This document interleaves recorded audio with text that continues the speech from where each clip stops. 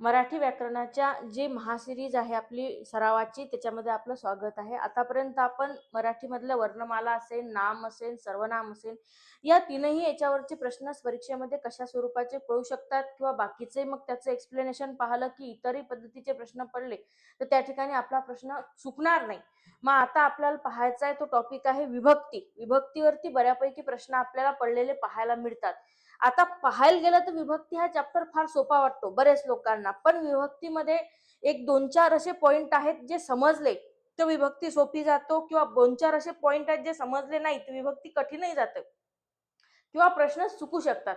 ते प्रश्नांच्या माध्यमातून आपण समजून घेऊ की ते पॉइंट कोणते आहेत आणि कशा पद्धतीने ते होतं. विभक्ती हा चॅप्टर काय आहे? नाम किंवा सर्वनामाला वाक्यामध्ये वापरायचं असेल क्रियापदाचं आणि त्या वाक्यातील शब्दांचं एकमेकाशी सुसंगत पद्धतीनं घडून आणायचं असेल आणि मग त्यांना अर्थ प्राप्त करून द्यायचा असेल तर आपल्याला विभक्तीचं काम पडतं. नामाचं सामान्य रूप झाल्यानंतर त्याला विभक्ती प्रत्यय लागतात, किंवा सर्वनामाचं सामान्य रूप झाल्यानंतर त्यांना विभक्ती प्रत्यय लागतात, सर्वनामाला विभक्ती प्रत्यय लागतात. हे आपल्याला माहित आहे, नाम किंवा सर्वनामाला विभक्ती प्रत्यय लागतात. कशा पद्धतीने हे विभक्ती प्रत्यय लागतात, कोणकोणते विभक्ती प्रत्यय आहेत, हे आपण आजच्या जे आहेत आपले प्रॅक्टिस क्वेश्चन्स त्यांच्या माध्यमातून बघू.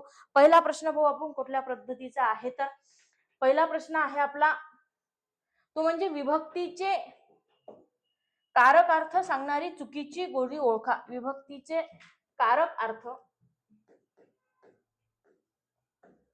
विभक्तीचा कारक अर्थ सांगणारी चुकीची जोडी जी आहे ती आपल्याला ओळखायची आहे. मग आता विभक्तीचा कारक अर्थ सांगणारी चुकीची जोडी पहिली जर बघितली आपण तर प्रथमा कर्ता ही जोडी बरोबर आहे. त्याच्यानंतर तृतीया करण ही जोडी सुद्धा बरोबर आहे. त्याच्यानंतर चतुर्थी अपदान ही जोडी चुकीची आहे आणि द्वितीया कर्म ही जोडी जी आहे बरोबर आहे. मग आता याच्यामध्ये ही जोडी चुकीची कशी आहे हा एक प्रश्न. दुसरी म्हणजे आपल्याला प्रश्न पडू शकतो की कारक अर्थ म्हणजे काय. सोप्या भाषेमध्ये सांगायचं झालं तर वाक्यातील शब्दांचा क्रियापदाशी जो संबंध असतो, वाक्यातील शब्दाला विभक्ती प्रत्यय लागल्यानंतर त्याचा क्रियापदाशी संबंध येण्यासाठी जी गोष्ट दर्शवल्या जाते त्याला कारक अर्थ असं म्हणतात. मग प्रत्येक शब्दाचा क्रियापदाशी काही ना काहीतरी कारक अर्थ असतो वाक्यातील क्रियापदाचा. मग कारक अर्थ असणाऱ्या विभक्ती किती आहेत तर एकूण 5 कारक अर्थ असणाऱ्या विभक्ती आपल्याला असल्याचं पाहायला मिळतं. 5 ते 6 विभक्ती आपल्याला कारक अर्थ असल्याच्या 6 विभक्ती आपल्याला कारक अर्थ असल्याचे त्या ठिकाणी पाहायला मिळतं. मग यांचा संबंध काय आहे, कोणत्याला ही विभक्ती लागून येते तर प्रथमा विभक्ती ही कर्त्याला लागून येणारा, म्हणजे कर्त्याची मुख्य कारक अर्थ असतो तो म्हणजे प्रथमा असतो. त्याच्यानंतर तृतीयाचा मुख्य कारक अर्थ करण किंवा साधन ज्याला आपण म्हणतो तो असतो. द्वितीयाचा कारक अर्थ कर्म म्हणजे क्रिया ज्याच्यावरती घडली तो म्हणजे कर्म तो असते. आणि चतुर्थीचा कारक अर्थ हा संप्रादन असतो, म्हणजे की दान असतं. एखाद्या गोष्टीची दान किंवा भेट ज्याला भेटली तो ज्याला आपण द्वितीय कर्म सुद्धा म्हणतो. अपादान हे नसतं. त्यामुळे आपल्याला ही विभक्ती जी आहे पंचम विभक्तीचा आहे, त्यामुळे ही विभक्ती जी आपल्याला शब्दांचा क्रियापदाशी, वाक्यातील शब्दांचा क्रियापदाशी एकमेकांशी काय संबंध आहे हे दर्शवण्याचं कार्य कारक अर्थ करतं आणि मग हे कारक अर्थ जे आहे ते आपल्याला सांगतात. समजलं असेल आपल्याला प्रश्न. पुढचा प्रश्न बघूया आपण की पोलिसांनी चोरास पकडले, वाक्यातील चोरास या शब्दाची विभक्ती ओळखा. बरोबर आहे. आता आपल्याला एक गोष्ट लक्षात, सगळे विभक्तीचे प्रत्यय आपण जर बघितले, बरोबर आहे, स हा प्रत्यय आहे इथं आलेला चोरासला. सगळे विभक्तीचे प्रत्यय आपण बघितले तर प्रत्येक विभक्तीचे प्रत्यय वेगवेगळे आहेत. फक्त 2 अशा विभक्ती आहेत ज्याचे प्रत्यय सारखे आहेत. एक म्हणजे द्वितीय आणि दुसरं म्हणजे चतुर्थी. दोन्हीचाही प्रत्यय स, ला, ना आणि ते हे प्रत्यय आहेत. मग सलाना ते प्रत्यय आहेत, चतुर्थीचे ते आहेत आणि द्वितीयाचे ते आहेत. मग कसं समजाव कोणत्या शब्दाला चतुर्थीचा प्रत्यय लागून आला आणि कसं समजाव कोणत्या शब्दाला द्वितीयाचा प्रत्यय लागून आला. मग आता आपण मागच्याच प्रश्नात बघितलं, द्वितीयाचा कारकार्थ कर्म आहे. म्हणजे काय, द्वितीय विभक्तीचा प्रत्यय हा फक्त आणि फक्त वाक्यातील कर्मालाच लागलेला असेल. हे सेंटेन्स फार महत्वाचं आहे. बरेच लोकांना ओळखता येत नाही की हा चतुर्थीचा प्रत्यय आहे की द्वितीयाचा प्रत्यय. द्वितीय विभक्तीचे प्रत्यय फक्त वाक्यातील कर्मालाच लागलेले असतील, इतर कशालाही ते लागणार नाहीत. इतर कशाला जर सलानाचे प्रत्यय लागलेले असतील तर ते नेहमी चतुर्थ विभक्तीचे प्रत्यय त्या ठिकाणी असणार आहेत. मग आता द्वितीय विभक्तीचे सलानाते जे लागलेले आहेत, इथं पाहायचं, पहिले चेक करायचं की सलानाते हा प्रत्यय लागला हा कर्माला लागलेला आहे की इतर शब्दाला लागलेला आहे. कर्माला लागलेला असेल तर द्वितीय आन्सर द्यायचं, कर्माला लागलेला नसेल तर मात्र द्वितीय आन्सर द्यायचं नाही. मग चोरास, पहिले वाक्य बघायचं, पोलिसांनी चोरास पकडले. पकडणारे पोलीस कोण झाले वाक्यातला, कर्ता, आणि पकडलेले चोर कोण झालं वाक्यातलं, कर्म. कर्माला लागलेला आहे ना, हो लागला. इतर कोणाला लागला का, नाही. म्हणजे कोणत्या विभक्तीचा आहे, द्वितीय विभक्तीचा आहे, चतुर्थी विभक्तीचं असणार नाही. ज्यांना कर्ता आणि कर्म ओळखता येत नाही त्यांना हे ओळखता येणार नाही. कर्ता आणि कर्म कसा ओळखावा, वाक्याच्या क्रियापदाला करणारा, करणारी, करणारे, करणाऱ्या विचारल्यानंतर जो प्रश्न मिळतो त्याला कर्ता म्हणतात, आणि वाक्याच्या क्रियापदालाच केलेले, केलेली, केलेल्या प्रश्न विचारले असता जे उत्तर मिळतं त्याला कर्म असे म्हणतात. पुढचा प्रश्न बघू आपण कशा पद्धतीचा आहे. आईने हाताने पाकातील गुलाबजाम तयार केले. हाताने या शब्दाचा कारक संबंध ओळखा. म्हणजे हाताने या शब्दाचा विभक्तीशी असलेला कारक संबंध आपल्याला ओळखायचा आहे. मग आता आपल्याला पाहायचं आहे हाताने काय म्हणून आलेला आहे, पाकातले गुलाबजामुन करणारी आई, केलेले गुलाबजामुन कशाने, हाताने. काय आहे हे, साधन आहे. एखादी गोष्ट करण्याचं काय आहे, साधन आहे. बरं, प्रत्यय कुठला लागला, ने. म्हणजे प्रत्यय कशाला लागला, तृतीय विभक्तीचा. तृतीय विभक्तीचं साधन काय आहे, करण. संपादन नाही, कर्म नाही किंवा अधिकरण नाही. याचं उत्तर येतं 3 नंबरचं. एखादी गोष्ट करण्यासाठीचं जे साधन असतं त्याला आपण करण म्हणतो. तृतीय विभक्तीचे प्रत्यय त्याला लागलेले असतील तर त्याचा क्रियापदाशी कारकार्थ हा करणचा असतो. पुढचा प्रश्न बघू आपण कशा पद्धतीचा आहे. वाक्यातील शब्दांचा एकमेकांशी संबंध असणारी विभक्ती आहे. आता मी सांगितलं मला वाक्यातील शब्दांचा क्रियापदाशी संबंध असणारी विभक्ती कुठली आहे, वाक्यातील शब्दांचा क्रियापदाशी संबंध असणारी विभक्ती म्हणजे कारक विभक्ती. वाक्यातील शब्दांचा एकमेकांशी संबंध दर्शवणारी कोणती विभक्ती असेल तर तिला उपपद विभक्ती म्हणतो. ती एकच विभक्ती आहे, ती म्हणजे षष्टीची विभक्ती. याचे प्रत्यय आहेत सा, ची, चे, च्या. बरोबर आहे. सर्वनामाला लागून येतात झा, झी, झे, झा. मग आता हे वाक्यातील शब्दाचे जसं आपण वाक्य घेतलं की ताईने, ताईने बाळाचे, बाळाचे खेळणे मोडले. ताईने बाळाचे खेळणे मोडले. आता मोडणारी, मोडलेले कोणाचे असं नाही म्हणा, कोणाचे मोडले आणि काय मोडले, कुणी मोडले, तर ताईने मोडले आणि बाळाचे मोडले. इथं आपल्याला क्रियापदाशी घेणं देणं नाही. क्रियापदाला प्रश्न विचारला नाही, कुणी मोडले कोणाचे मोडले याच्याशी संबंध. ताईनं मोडले कोणाचे मोडले, बाळाचे मोडले. म्हणजे शब्दांचा एकमेकांशी संबंध दर्शवण्याचे काम जी विभक्ती करते तिला षष्टी विभक्ती असं म्हणतात. चा, ची, चे, च्या हे प्रत्यय षष्टीचे असतील. ज्याही शब्दाला चा, ची, चे, च्या किंवा झा, झी, झे, झा हे सर्वनामाला लागलेले असतात हे विभक्ती प्रत्यय दिसतील. डोळे झाकून आपण षष्टीच्या ऑप्शनवरती टिक करायचं आहे. पुढचा प्रश्न बघा कशा पद्धतीचा आहे. मुलांनो या शब्दात असणारी विभक्ती कोणती. मुलांनो या शब्दामध्ये असणारी विभक्ती ती म्हणजे आहे संबोधन. संबोधन म्हणजे काय, एखाद्याला आवाज देणे किंवा एखाद्याला हाक मारणे. मग याच्यामध्ये कोणकोणती विभक्ती प्रत्यय आहेत, एक नो आहे आणि दुसरा हो आहे. नो आणि हो हे दोन विभक्ती प्रत्यय या ठिकाणी इथं आहेत. मुलांनो, विद्यार्थ्यांनो हे जे प्रश्न आपण म्हणतो काय देतो, एक तर हाक मारतो किंवा आदेश करतो. मग हाक मारायची असेल, आदेश करायचे असेल, संबोधन करून भाषण द्यायचं असेल, सांगायचं असेल, तसं मी म्हणत असेल विद्यार्थ्यांनो लक्ष देऊन प्रश्न सोडवा, मग विद्यार्थ्यांनो जर म्हणत असेल तर त्या ठिकाणी आपल्याला ते व्यवस्थित पद्धतीनं यायचा, हाक मारायची आहे. मग हाक मारत असतो तो संबोधन आपण त्याला म्हणतो. संबोधन हा विभक्तीचा सर्वात शेवटचा 8वा प्रकार आहे. नो आणि हो हे विभक्ती प्रत्यय त्या ठिकाणी लागलेले असतात. पुढचा प्रश्न बघू आपण कशा पद्धतीचा आहे. आईने मुलाला जेवायला दिले. अधोरेखित शब्दाची विभक्ती ओळखा. कोणता शब्द अधोरेखित आहे? मुलाला.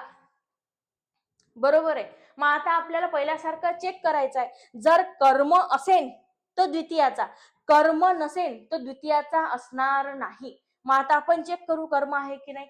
जेवायला देणारी आई कर्ता झाली वाक्याचा. दिलेले जेवायला कर्म काय दिले? जेवण दिले. कोणाला? मुलाला. काय झाला? अप्रत्यक्ष कर्म झाला. बर कर्म आहे का वाक्यातला? नाही, कर्म एकच असते वाक्यातला. मग हा काय कोणाला प्रश्न? अप्रत्यक्ष कर्म. अप्रत्यक्ष कर्माला चतुर्थ विभक्ती लागून येऊ शकते. म्हणजे या मुलाला प्रत्यय कशाचा लागलेला असेल? चतुर्थी विभक्तीचा प्रत्यय या ठिकाणी तो लागलेला आहे. पुढचा प्रश्न बघू आपण.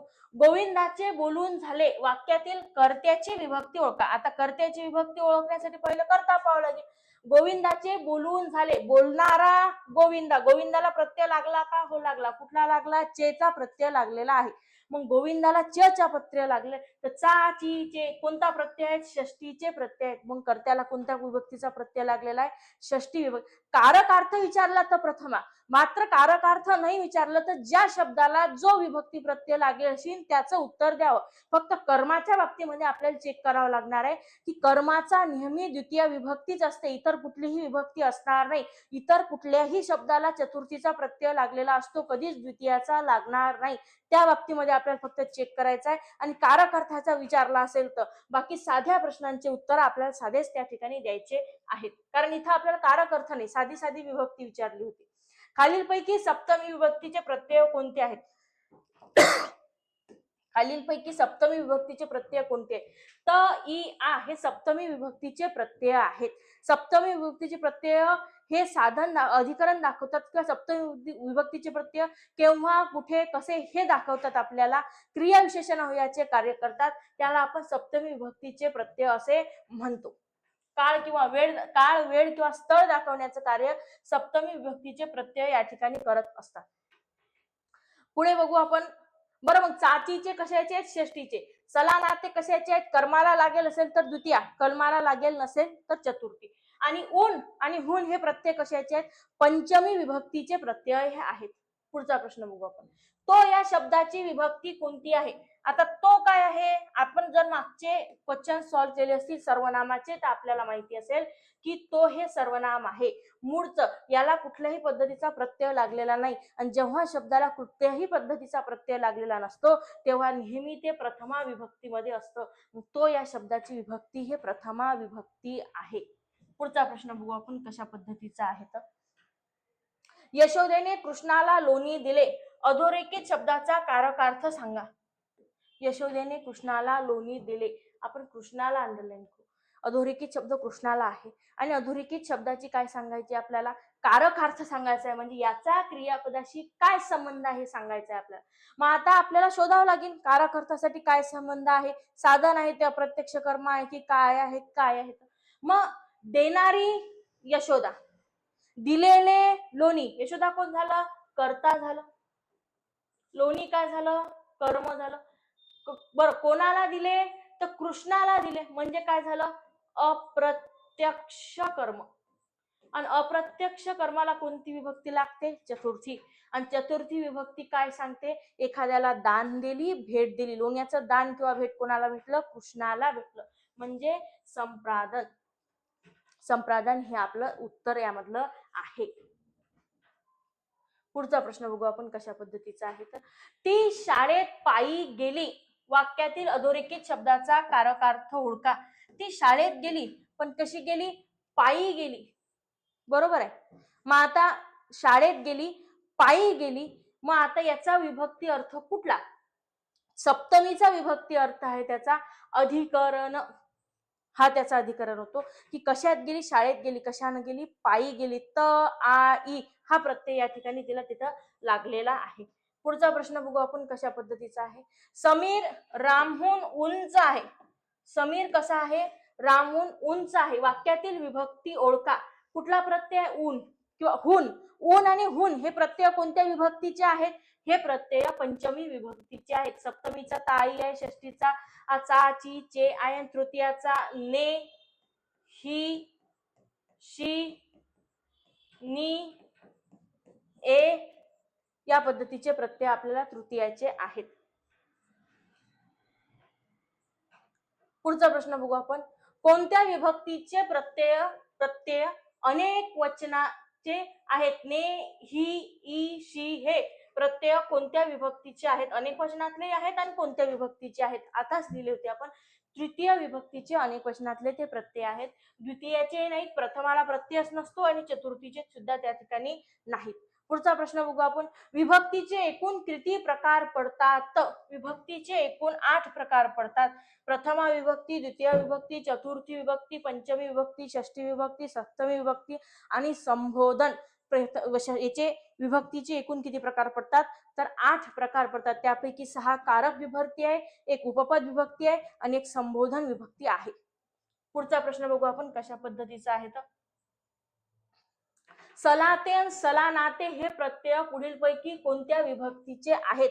सलाते आणि सलानाते हे प्रत्यय द्वितीय व चतुर्थ विभक्तीचे आहेत. द्वितीय व चतुर्थ विभक्तीचे हे प्रत्यय आहेत. कर्माला लागलेले असतील तर द्वितीय, कर्म सोडून इतर शब्दाला लागले असतील तर चतुर्थी. ह्या आपला जे क्वेश्चन प्रॅक्टिस आहे हा धावता आढावा आहे. धावता म्हणजे फक्त प्रश्नांची प्रॅक्टिस आहे. याच्याबद्दलचं आपल्याला विस्तृत नॉलेज आहे हे गृहीत धरून आपण प्रॅक्टिस करतो. म्हणजे आपण निदान विभक्ती प्रत्यय ऐकलेले आहेत हे गृहीत धरून आपण त्या ठिकाणी प्रॅक्टिस करत आहोत. जे डिटेलमध्ये शिकलेले नाहीत त्यांना हे प्रश्न एवढ्या फास्टमध्ये त्या ठिकाणी समजणार नाही. त्यांना नक्कीच मग ते प्रकरण एकदा व्यवस्थित समजून सांगण्याची गरज आहे किंवा एक दोनदा ते प्रकरण शिकण्याची गरज आहे. मग त्यांना या पद्धतीचे प्रश्न त्या ठिकाणी सोडवता येतील. हे आपले फक्त MCQ ची प्रॅक्टिस आहे. डिटेलमध्ये प्रकरण शिकायचे असतील तर तसं खाली आपण मेन्शन करा की आम्हाला ग्रामरचे लेक्चर जे आहेत ते डिटेलमध्ये पाहायचे, जेणेकरून आम्ही अशा पद्धतीचे प्रश्न जे आहेत ते सोडवू शकू. आणि आपल्याला जर व्हिडिओ आवडत असतील किंवा MCQ ची सिरीज अशीच लागत असेल तर आपण या व्हिडिओला लाईक करा, शेअर करा, सबस्क्राईब करा आणि जास्तीत जास्त लोकांपर्यंत पोहोचा. आणि नक्की विस्तृत मध्ये ग्रामर पाहिजे असेल तर खाली सांगा. त्याच्याबद्दलच्या शॉर्ट ट्रिक्स पाहिजे असतील तर त्या सुद्धा सांगा. आता हे जे आपण प्रश्न सांगितले शॉर्ट ट्रिक्सना सॉल्व्ह केलेले आहेत. म्हणजे फक्त गेस केला कुठली आहे आणि पटकन सांगितलं गेस केलं कुठली. बरं हे पटकन कसं गेस करायचं याच्या पण शॉर्ट ट्रिक्स असतात किंवा हे कसं समजतं. त्या चॅप्टर शिकल्यानंतर मग आपल्याला ते शॉर्ट ट्रिक्स समजायला लागतात की हे असं आहे ते तसं आहे. तर त्यासाठी पहिल्यांदा कुठलीही गोष्ट पहिल्या साधी सोपी सरळ करून समजून घ्यावं लागते. मग त्याच्यातली शॉर्ट ट्रिक समजते, नंतरच आपले प्रश्न त्या ठिकाणी सुटतात. त्यामुळे पहिले आपल्याला जर जमत नसतील तर आपण तसं कमेंट सेक्शन मध्ये टाका की आम्हाला याची विस्तृत व्हिडिओ पाहिजेत. नक्कीच आपण त्याबद्दलची सुद्धा एक सिरीज त्या ठिकाणी घेऊन येऊ. तोपर्यंत आपण MCQ ची प्रॅक्टिस करा जेणेकरून आपली परीक्षा जी आहे चांगली जाईल. अशा पद्धतीची मी पद्धत सांगत आहे परीक्षेमध्ये कशा पद्धतीचे प्रश्न येऊ शकतात.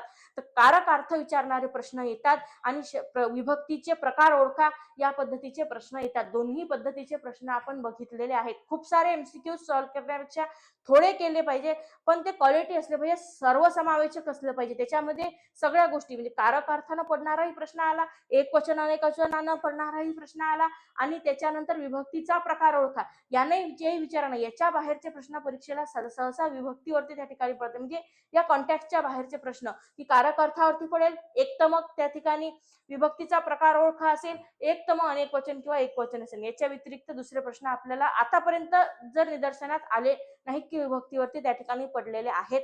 त्यामुळे तुम्ही व्हिडिओला जास्तीत जास्त प्रतिसाद द्या अशी आपल्याला एक त्या ठिकाणी मागणी आहे. आणि सांगा जर चांगलं व्यवस्थित आणखीन डिस्क्रिप्टिव्ह मध्ये शिकायचं असेल तर खाली टाका की आम्हाला याची विस्तृत पहिल्यापासून ग्रामरचे लेक्चर्स पाहिजेत. नक्कीच मग आपण तशा पद्धतीचे लेक्चर सिरीज त्या ठिकाणी घेऊ.